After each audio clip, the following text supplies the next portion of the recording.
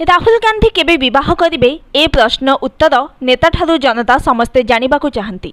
एमिति कि राहुल जे कोनोसी स्थान को जाती तांकु निहाती भावरे विवाह केबे करिवे बोली प्रश्नर सामना करिबाकु होइथाय।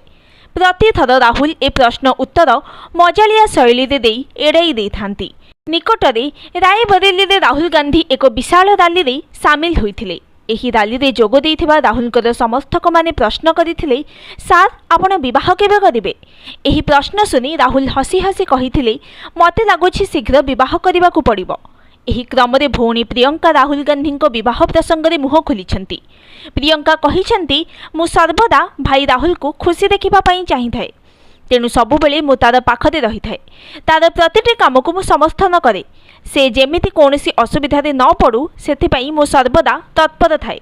मु चाहूची भाई राहुल खूब शीघ्र विवाह करू, तार छुआ भी होंतु।